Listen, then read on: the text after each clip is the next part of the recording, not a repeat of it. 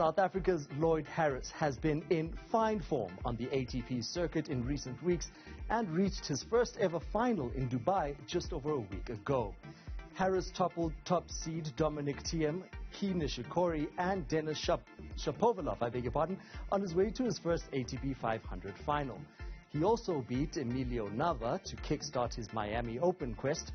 On the other hand, Kevin Anderson's journey from a long injury layoff saw him suffer a 7-6, 7-5 loss to Bosnia's Damir Dzumhur in the first round. To speak more on Harris and Anderson's feats on the international tennis scene, I'm joined by tennis promoter Bruce Davidson. Now, Bruce, let's rewind to 2 weeks ago, shall we? Lloyd arrives at the Qatar Open as a wild card. He beats Lucas Lacko in straight sets in qualifying, and he gets drawn against Stan Wawrinka. Now, when he beats Stan Wawrinka in the first round, many people were thinking, okay, wow, good win, but lucky win. Is that how you saw it? No, I didn't see it like that. I mean, Lloyd Harris has been playing some incredible tennis. His serve is on song, and his serve and first ball combination are a big threat to any player in the world. And he's at an all-time high in confidence levels. He's in a happy space with his camp. He's got a new coach in Xavier Maslys, who's joined the existing coaching structure. Anthony Harris of Cape Town is obviously the head coach, and then Xavier Maslys brought something fresh into it, and he's in superb physical condition. Stan Wawrinka's always been a big hero in his life, and he's always liked to play players that he's respected, and we've seen that throughout his career. And that one was an incredible boost for him, and it set the stage for a successful Dubai, which I'm sure you're going to speak about now. Well, you mentioned a second ago his team down in Cape Town. Can we speak a little bit about this team? Because that's something a lot of people don't have a great deal of access to. Who is responsible for Lloyd Harris's current form, other than, of course, Lloyd Harris himself and the hard work he puts in? Well, many years ago, he lived in Durbanville, and he started off with Jason Smith of the Atlantic Tennis Academy. And when he was about 9 years ago, he decided to make a switch from Jason Smith's tennis academy to the Anthony Harris Tennis Academy in Sea Point. And what happened was Anthony Harris, was just one of those coaches that could take a player from a junior level into the senior level, and he's got a lot of experience. So there was that switch. Jason Smith was very gallant in releasing him, because it's not easy for a coach who sees big potential in the player to now find them moving to another coach. And there was a nice transition there. And then Anthony Harris started grooming Lloyd Harris. He also managed to get some finances with him. His tennis academy were linked to some business people, and it was a complete package. So the opportunities were given to Lloyd Harris, and Anthony Harris put a total commitment in. The same academy has produced players like Kola Monsi, Sifus Monsi, his brother, and a number of the Oran's brother and sister combination. There's been quite a few that have come from the tennis academy. And so, there was a focus on Lloyd Harris, giving him the best opportunity. There was financial backing, and he's done it on his own with the Anthony Harris Tennis Academy. Obviously, Tennis South Africa have been there to help him, but he's sprungboard from there to greater success, and Anthony's still working with him most of the time on the tour, but they've decided, as I said, to bring in former Davis Cup player and professional ATP player from Belgium, Xavier Maslys, and that's brought a new freshness to his game, which is always important. And I take my hat off to Anthony Harris and for Lloyd for doing that, because without that freshness, I don't think he's going to have the greatest chance of reaching all sorts of greater heights, which he is now doing.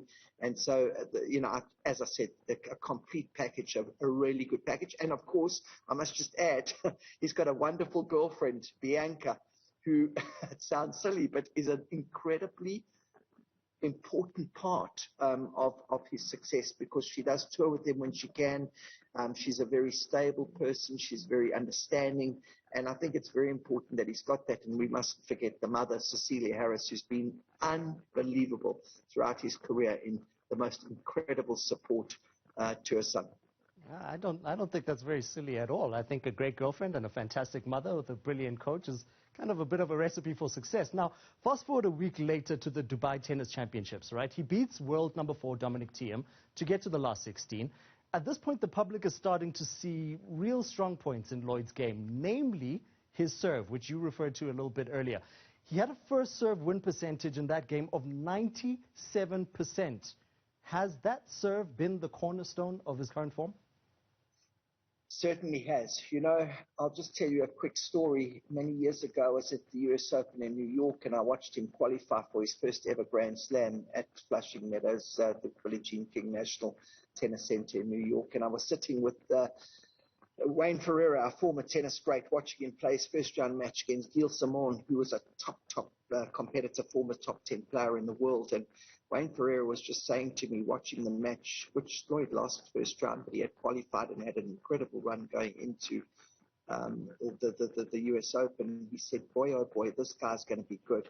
Look at that serve. Look at the smoothness of the serve. Look at the way he strikes it in different corners. Very difficult to read. And I think Wayne hit the nail on the head. And this is what's happening. He's not only got the good serve, and it's an easy swing, and he's tall and he's really striking that serve hard. But he's managed to do one better, and that's the first point after the serve, and that's that forehand, that strong first serve forehand combination. And there's so much confidence in that.